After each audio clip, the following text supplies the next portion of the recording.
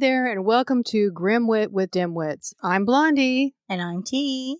And we are beyond thrilled to announce that this month is our 1-year anniversary. We can't believe it's already been a year.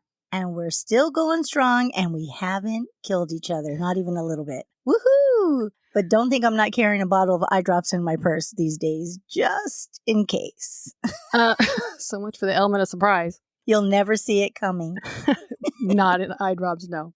So there's a whole lot of adjectives that we can use to describe this year, from excited to exhausted.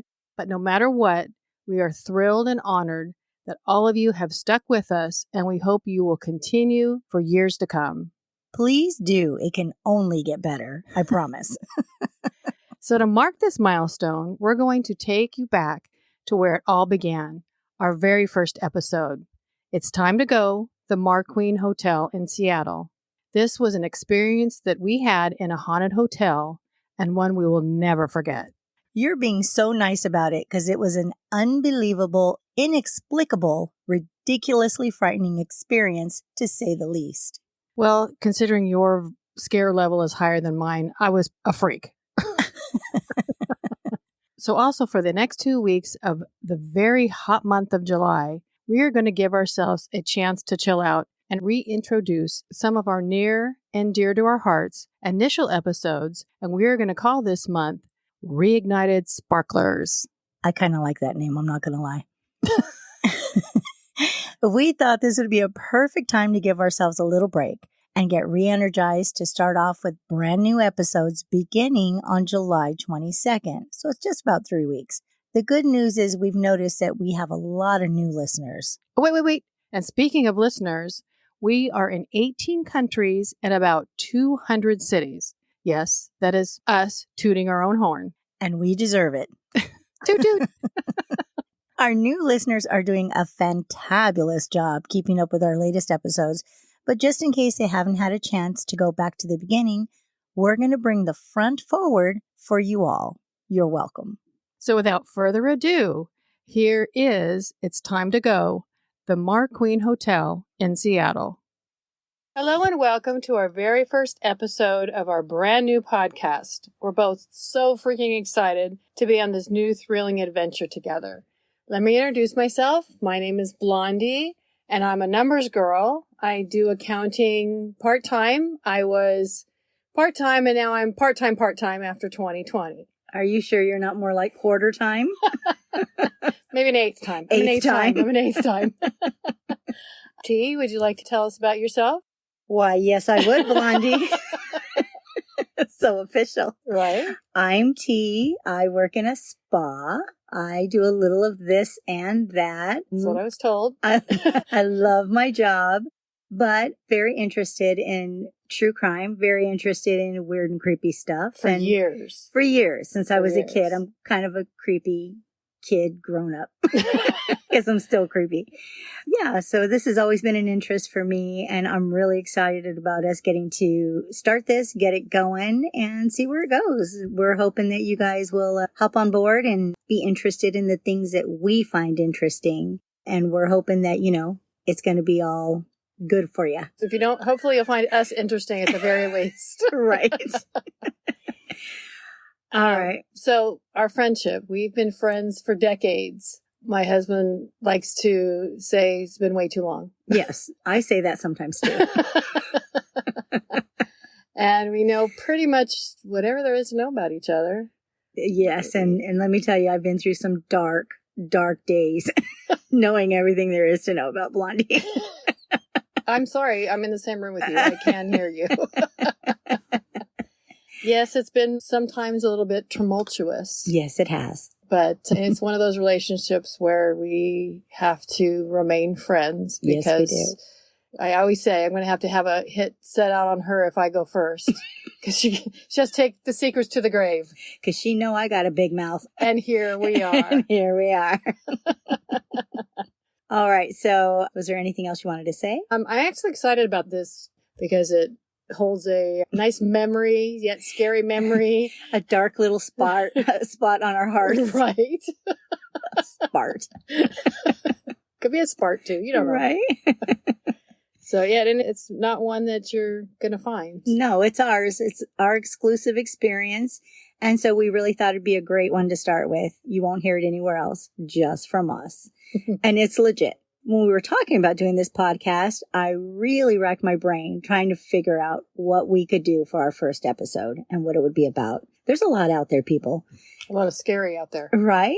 And rather than go straight into the infamous, to be expected go-to stories that have already been shared on other podcasts, we decided to give you guys this exclusive, super creepy story based on our very own experience. One of many, but This is one of the more creepier ones.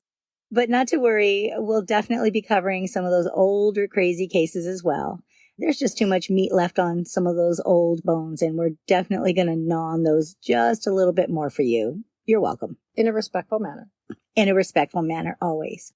Anyway, but I thought our story would be a perfect introduction to us and who we are under terrifying circumstances. And since we were both there, we can back each other up and reassure our wonderful listeners and our wonderful selves that we ain't crazy. Well, not at least in this situation. So I want to set the scene with a little history on the historic MarQueen Hotel in Seattle, Washington. It is listed as a historic property, but not necessarily a historical site, if anyone's interested. So let's get this going. Let's dig in. The MarQueen Hotel was built in 1918 as the Seattle Engineering School for Henry Ford. This school specifically housed blacksmith students who were trained to work at the Ford assembly plant to develop the Model T. This car was also known as the Tin Lizzie. Tin Lizzie. I know, I didn't know that. It was that was pretty cool to find that out. And it was going to be the first affordable vehicle geared towards the middle class. The building maintains Henry Ford origins with its iconic history still present throughout the property. And I know we saw some pretty cool stuff while we were there. Some kind of Ford memorabilia all over the place. And it was very cool. Then in 1926, Vance Lumber Company acquired the building and remodeled it into the MarQueen Apartments with 70 units, and it featured a lobby with Alaskan marble and terrazzo floor, and it is gorgeous. I'm thinking it's probably the same floors that were there when you and I went. It stayed apartments till 1990, and then a renovation began again on the MarQueen Apartments to convert them into a hotel. That must have taken about 8 years because by 1998, MarQueen Hotel officially opened alongside the Tin Lizzie Lounge. This speakeasy lounge will make you feel like you just meandered into the roaring 20s. I'm bummed we didn't go to see that. I wish I would have known. The Tin Lizzie Lounge? Yeah. Yeah, I know. I wish I would have known too. Looked pretty in the pictures. This Prohibition-era hotel offers apartment-style rooms with vintage vibes, and it really did feel that way. They did a good job. There was so much of the original hardware and accessories still throughout the hotel. I personally love that level of theme commitment. If you're going to do it, go all in. Respect. It was beautiful. It really was. They did a great job. The hotel's also in a very desirable location that's walking distance to the area's top attractions. I know that was important to us when we booked it. This building is 3 stories tall and has no elevator. That was interesting. Right? I'm having flashbacks of hauling everything up those stairs. Right. The stairs are very ominous when you're standing there with luggage. Yes, they are. The fact that they had no elevator was interesting because elevators had been around since the mid-1800s. But I'm guessing that they didn't want to spring for 1 or 2, being that 3 stories isn't unreasonably high. Unless you have luggage. Right. 1 story's high. So instead, they constructed 2 sets of beautiful stairs that each happen to have 13 steps. This is also very interesting, being that high-rise hotels never have acknowledged their 13th floor. I always found that interesting because they don't acknowledge it, but they take it out, and it's still their 13th floor. No, it isn't. It's their 14th floor. I know, but realistically... I won't stay on the 13th floor. I'm on the 14th floor. Okay. So yes, there's a superstition surrounding that lucky number, and I'm not a superstitious person, but hey, you know what? If they're doing it in the corporate world, there must be something to it. That's right. So they go from 12 to 14, whether it's floors, room numbers, department zones, whatever. There's also a historic garage below the building, originally known as the Quay Garage. It ranked as the largest single garage in the area, and for more than 50 years, the garage and its Doctors of Motors service cars at the school's facilities. So this place kind of had it going on back in the day. We'll post some pictures of the hotel then and now, and actually maybe even some personal pictures that we took if Blondie finds them. I did find them. Awesome. So let's get into our story and what happened to us. I'm going to share with you what happened to the two of us when we had the not so bright idea to adventure there for a couple of nights back in September of 2010. So not too long ago. And, 13 years isn't that long ago. You know what? It doesn't seem like it. It is and it isn't. Yeah, right? So we were traveling to the state of Washington for a 3-day retreat in the city of Grand Mound, which is only about an hour, maybe an hour and 15 minutes away from Seattle. I had been to Seattle and thoroughly enjoyed it a few years prior and was very excited to go again with my bestie, which is always a guaranteed good time. I had never been. I know. So we needed to add that stop to the itinerary. Of course we did. I'm glad we did. Well, I was glad at the time. So you, being much more resourceful than I, aka a computer nerd, you found us this very cool 100-year-old so-called haunted hotel, the MarQueen. We laughed about the haunted claim because, I love edgy stuff like that, and I'm always down for an adventure. And this is where I do these things for you. Yes, because you know how I feel about some haunted stuff. Yes, I know how you feel. So I'm laughing. She's kind of going, oh, man, the things I do for you. All the secrets you hold, I got to make sure I can make you happy. And on a side note, for our listeners, I just want to explain. I'm going to let you all know, because this will come into play later in this story, that I have a personal haunted house history. My family and I lived in a haunted house many years ago when I was just a teenager in high school. But outside of that, I have not experienced any other type of haunted up to this point. So needless to say, when it comes to spooky stuff with my past, I'm not an easy scare. Been there, done that. Or as my family would say, I've been desensitized to scary situations. And if I'm being completely honest, I'm sure there's some truth to that. But I believe desensitization, I can't believe I got that word out, was my necessary survival technique to get through living day to day with the supernatural. And if anyone is interested, I'll definitely share that story at some point on this podcast. Back to the story. We arrive at the MarQueen Hotel, and it's pretty much what we had envisioned, but a bit more dark, kitschy, and definitely creepy from the moment we enter. The decor was appropriate, for that old-timey look that I'm sure they were going for. That kind of had that not scary farm vibe, minus the delicious boysenberries. Where's the pie? If they'd had some pie, this could have been a completely different experience. Right. I'd still be there. I personally love antiques, old carved wood pieces, and pretty much anything vintage from years past. Because you know what? They just don't make stuff like they used to. They so do not make stuff. They really do not. And yeah, I'm an old soul, and I've come to terms with that. It's all good. Looking around the lobby, I immediately noticed this beautiful wood-carved staircase, which to this day I still refer to as the Gone with the Wind stairs, because I'm a big fan, and that was exactly what they reminded me of. You always heard that music when you walked in. Right? I had this scene in my head, had there been some Rhett and Scarlet ghost action, I would have been thrilled. Here's my best Rhett. It's not that easy, Scarlet. This is one night you're not turning me out. Did you like that?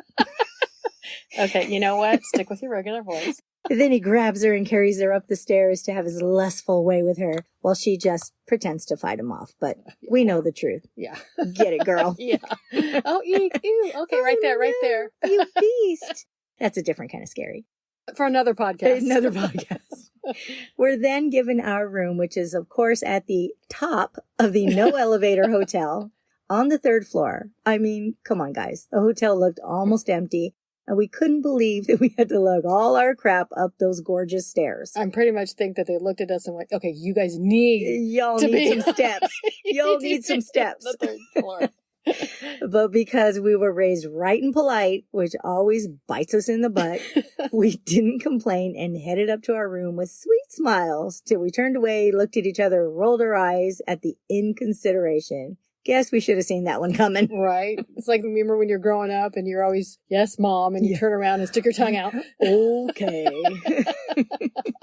So we finally got to our floor completely out of breath and started to walk down a long hallway that, I kid you not, had to be the backdrop for the movie The Shining. Mm-hmm. Let's just say I wouldn't have been at all surprised if there was a bucket of bloody axes in the corner. It would have been totally appropriate. I looked at you and started saying, red drum, because I personally think I'm hilarious.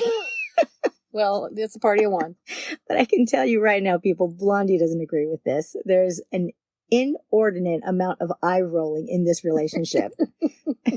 She ignores me, but as usual, this obviously leads to just more obnoxiousness.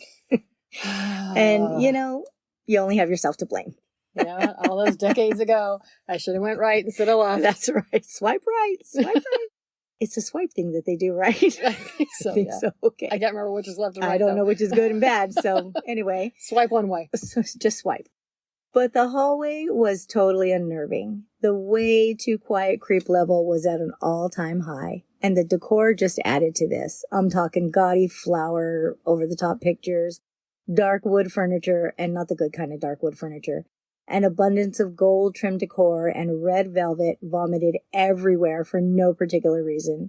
And the whole time we had that feel like you're being watched heebie-jeebies. Mm-hmm. I just really wanted to get to our room ASAP. I just remember it was so dark in that hallway. I just thought, okay, any minute now. Something's going to come out. And there was no noise. Do you remember? Oh, yeah, no there noise. Was not a sound. Being built in 1918.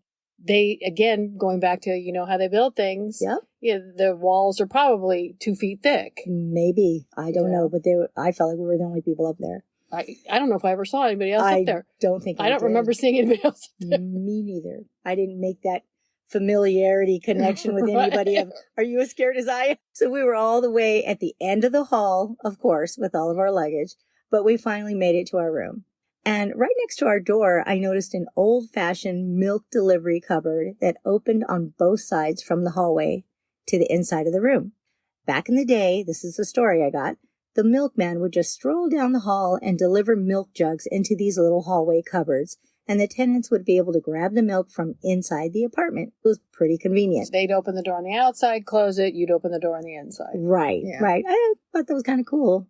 Except for the fact that the cupboard looked wide enough for a small person to squeeze through if they skipped breakfast. I assume this had probably never happened since they kept them as is, but it did make me feel a little bit unsafe. I guess they didn't have access to true crime podcasts back in the day, and folks were pretty darn trusting. Just easy picking, lactose tolerant fools, every serial killer's dream. So upon entering, we were pleasantly surprised with our room.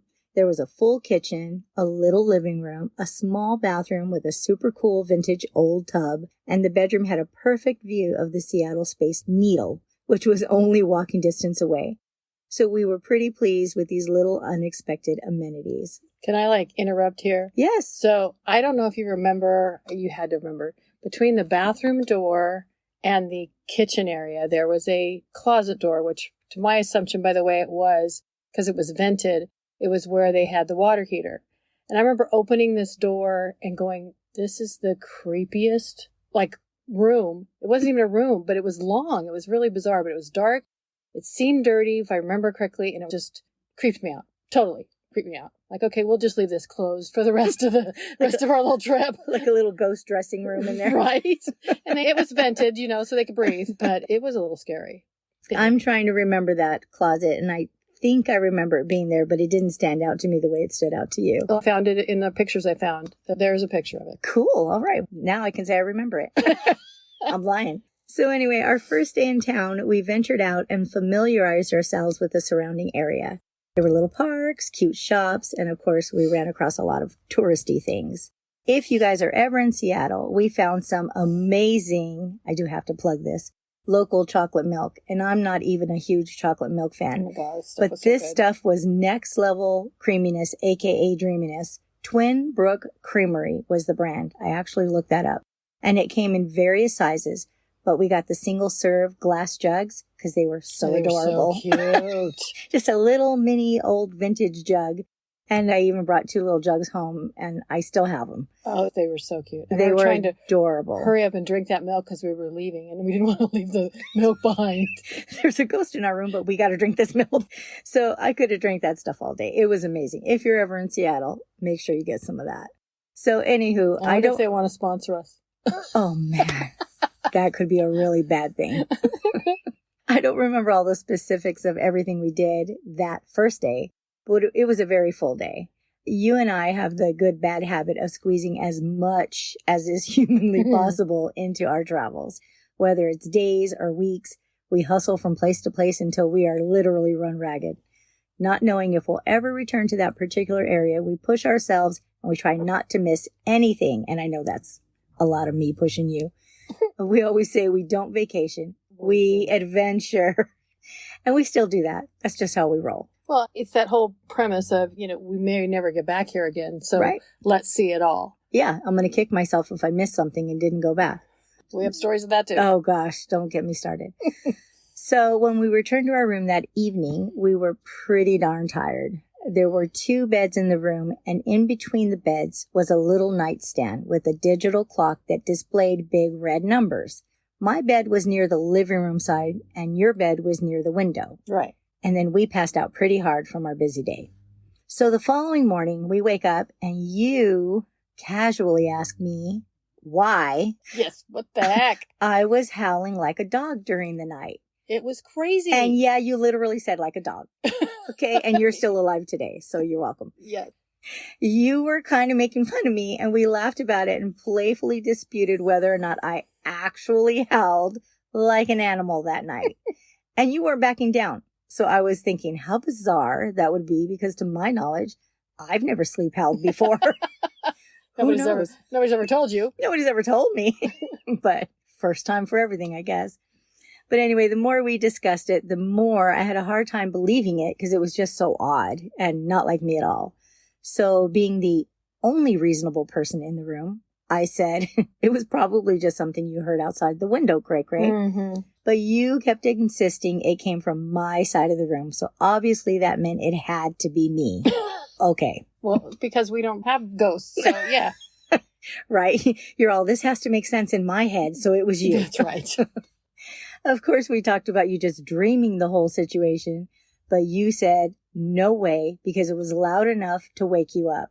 And then you said you looked at the clock and it was 4:15 a.m. So you were kind of annoyed that I woke you up so early. You remember that? Of course I do. But we agreed to disagree and just laughed it off, thinking the other was obviously slipping into darkness, but more you than me, of course. Just wait. I slept nice and sound. Just wait. I just wait. This is what I get. That's right.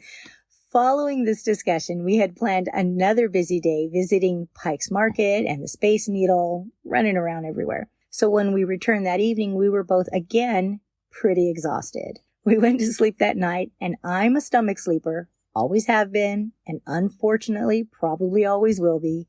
I say that because sleeping on my face gives me crazy puffy eyes, which outside of goldfish looks good on nobody. That night, I must have been face sleeping pretty hard when all of a sudden I hear and I actually feel a puff of air.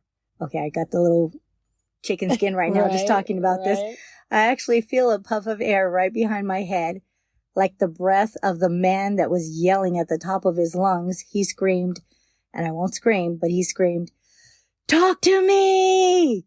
I can't even do it near as loud as he was. I'd break everybody's eardrums. It was horrifying. I immediately jumped up and spun around, which from that position was very disorienting, coming out of such a deep sleep. I faced the room to try to see who this maniac is who has broken into our room. And I'm assuming to murder us or something. My heart is racing and I can barely catch my breath because I'm literally paralyzed with fear. Now, mind you, as I stated earlier, this type of fear is not something that happens often to me or almost ever for the most part. So at this moment, I realize that. And the thought that I was so freaked out terrified me even more. You're your own worst enemy. I am. It's freaking me out that I'm freaking out. And I can feel my heart beating like crazy to the point that I felt like I might have a heart attack. And that is such an out of control, scary feeling. So my eyes begin to adjust to the darkness in the room. I can't see anything or anyone in the room.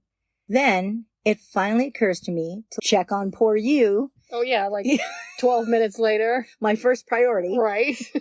Knowing that you must also be terrified during this paralyzing moment. Knowing how scared I don't like to be. Exactly. I would have had the heart attack. You would have had that heart attack. This would have been a whole different story. I'd be solo on this podcast. My poor friend. Yeah. Anyway, it's a great story how she went out. Yeah. I got pictures. That's right. But when I look over at you, you're not only fast asleep, you're facing my direction and you look peaceful and angelic with your little hands in a prayer position between your pillow and the side of your face. And I'm just like, whatever, creepy, peaceful dreamer who didn't hear a thing. I was praying. Right. I don't see it. I'm praying. This whole scene was so confusing. The palpable feeling of horror on my side of the room and the apparent tranquility on your side of the room made me feel like I was in an episode of The Twilight Zone. I started perspiring a little, which never happens, so I knew I was in trouble. Then I glanced at the clock, and it's exactly 4:15 a.m., the same exact time that you had experienced your little bit of crazy the night before. It was just like in the movie Amityville Horror, and it was my Amityville Horror moment, but off by an hour. I think theirs was 3:15. Probably something to do with the time zone. I don't know. That makes sense to me. I was having that moment. In the midst of all this, so many thoughts and emotions are crowding my mind, fighting for space all at the same time. Suddenly I have this big realization that what just happened was definitely not due to anything human. I'm still sitting up in bed, way too scared to get up. I just keep desperately looking around the room, but there's nothing that I can physically see. Then I feel a great heaviness in the room, almost like the air got thicker, and I knew it was there. And ridiculous as it sounds, I cover my head with the blankets. I close my eyes because I'm terrified of what I might actually see now. It's like if I see it, then it's real. So I definitely didn't want to see it, the obviously not human entity that was currently stalking me. It was probably looking for its dog. The one that was howling the night before. Right. That was me. No wonder it puffed in your head. There you go.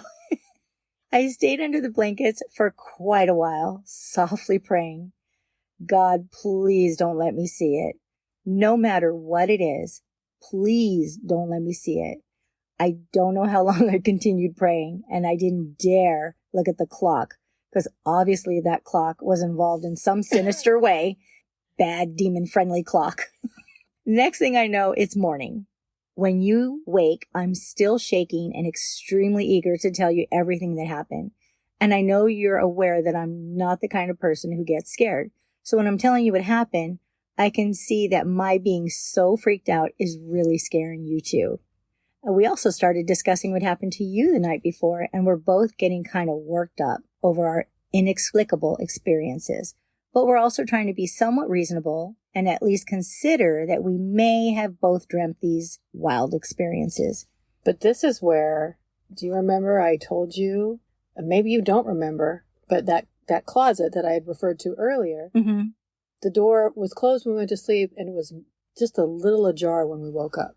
I don't remember. I was probably so into just what had happened to me, and yeah. I know I had my eye on that closet. There was something in that closet. Well, and like I said, we were trying to think it might have been dreams, but, we're just not scary dream kind of gals. Right. So I was trying really hard not to have it be real, but then it still felt so real. What is that saying? If you say it, it comes. If you see it, it's there. That whole... Right. So you're just trying to not say it, but you have to say it. You're Right. stuck in the middle. So I think we really wanted to believe the dream theory more than anything, because the idea of any of it being real in any way, shape, or form for either of us was just too much. Mm-hmm. So we're kind of starting to talk each other and our own selves into the dream theory because nothing else made sense. So we begin to calm down just a smidge. And you know how much I wanted to sit there and go, I told you so. I know. And believe me, I was too scared to care about what you thought in that moment. I wasn't trying to impress you. and any other moment. At any other moment. So next thing we know, we hear, and I really want to emphasize this, the extremely heavy, complete with bulky, heavy crystal doorknobs, vintage solid wood bathroom door, slam harder than is humanly possible. The force of it shakes the whole room and scares the crap out of us. Oh my gosh. You're paralyzed. Yeah. Because we were just talking ourselves into, okay, It's a us. We're crazy. Yeah. We're just dreaming crazy We're things. just dreaming. It's that chocolate milk. Darn nightmare chocolate milk. So it was like whatever slammed it was not about to let us think for even 1 minute that it wasn't real. It wanted full credit for all of the somewhat creative, terrifying shenanigans. That message was loud and clear. We looked at each other, and all I remember us both saying is, I want you to say it, it's time to go. 4 little words, that's all we needed. We grabbed all of our stuff and literally started shoving it into our bags. And even though we were both petrified to go into the bathroom, we had to grab our makeup because, priorities. Hello. We are girls, after That's all. right. Then we still had to go by that apparently possessed bathroom door one more time in order to get the hell out of that horrible room. So after finishing packing, we strategized, and one of us ran to the main door, which was way too close to the scary bathroom, and held it open quickly while the other person grabbed most of the luggage and ran straight out of the room with the other person following behind. Funny. I don't know why that made so much sense at the time, but it did. It was a team effort, but we were out of that nightmare that ended up not being a nightmare at all in a matter of minutes. We literally flew down those enchanting Gone with the Wind stairs like Olympic champions. When we made it to the hotel front desk, the clerk was busy, so we waited. Damn us and our politeness. When the clerk finally came to help us check out, we were both excitedly telling him we needed to check out early and gave him some teeth-chattering quick highlights of the terror that had just been bestowed upon us. The whole time we were rambling, he just kept doing his paperwork and never even looked at us, as if we were just casually conveying the weather for the day. Could have cared less. When we finally stopped yapping like a couple of trembling chihuahuas, he just calmly looked up and he said, well, we tell everyone it's haunted. And that was all we got out of him. I remember that. It's like, but dude. It was like he just slapped me across the face. Like, shut up, crazy. That was it. And it was just those words. He handed us our paperwork and walked away. Literally could not have cared less about anything we were saying. He didn't even try to pretend to care. For me, his complete lack of interest just confirmed that he has heard these stories before. So obviously we were not delusionally insane. Well, at least not in this story. I remember that, and I could not pack fast enough. Oh, no. We couldn't do anything fast enough. Just get me out of here. And the whole time I'm packing and grabbing stuff, I've got my eye on that bathroom door. What else is going to happen? The bathroom door and that closet door. I think they lived in the closet. I think they were mad because they wanted to take a shower and we were still there and shut the door. But I just remember as we're trying to talk ourselves out of it. Yeah, it's like, okay, maybe we're just, creeped out or something, but nope, no, sir. No, I'm here and let me show you how much I'm here. That's right. He was like, nope, this is all real. Now what you gonna do? It was definitely an experience. I don't like haunted mazes, and I'll take a haunted maze over that any day. Yeah, I take a lot of haunted things over that any day. Let's just say I would never spend another night in that hotel. No, I wouldn't. Never. And I'm a thrill seeker usually, but that was too real. It was very real. And didn't they say there was certain rooms that were possibly more haunted than others. I don't know if we read that or if they said it, but I think we went in knowing that somehow. And we thought we were going to be all cool. Having this cool experience. Right. Kind of a story we could tell to our friends. Nope. Oh, no. We still have a story to tell our friends. Oh, yeah. But, it's still left, like I said, a dark spot on my heart. Dark spart. A dark spart on my heart. It rhymes. When I was going through this, researching about the hotel, I did find a lot of reviews. I actually read a ton of reviews trying to find other people, because I knew they would be there, that had these same type of haunted experiences. I found nothing. All I got was a lot of people talking about how creepy it was, how they felt like they were being watched. There was one person who stated that they said their son had seen a ghost. Wow. And they didn't give any inclination as to how old the son was. Is this a kid? Is it an adult? Nothing. It was very brief. And it didn't say if it was in a room or if it was in the hallways or... I don't recall it saying that, but I was really shocked that nobody else had a haunted story to tell. Like, how is this possible? Maybe they saved the room for us. There you go. That's why he yelled so loud. He's been saving it up for us all this time. The dog was howling for the man. The man was saying, talk to me. I'm looking for my dog. I thought you were my dog. I heard you were howling the night before.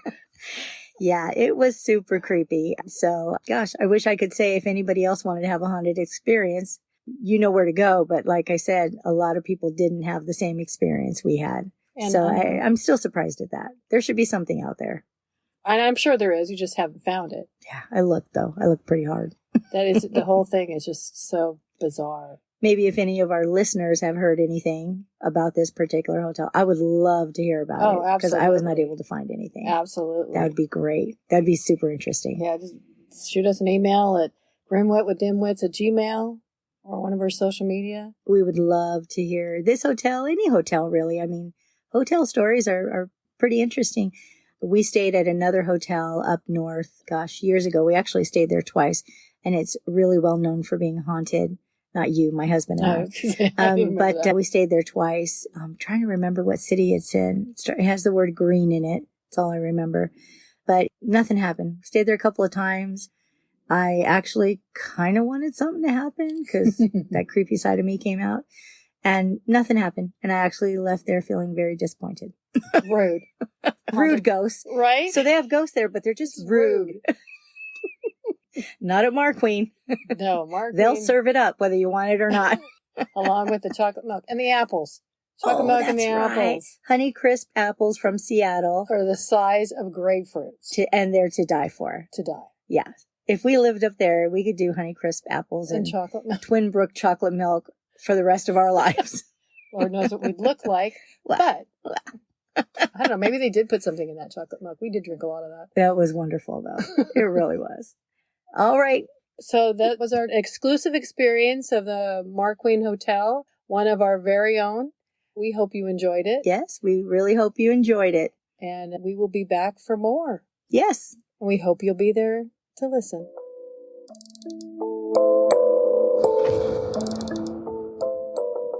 We just want to thank you all for sharing your time with us.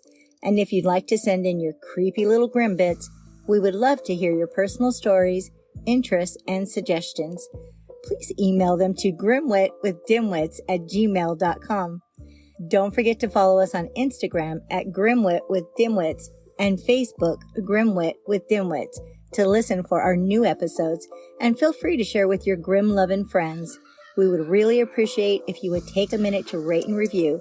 5-star ratings go a long way and would really help us out. Until then, we would love it if you'd come back next week to delve with us into the strange and unusual things we just can't wrap our skulls around.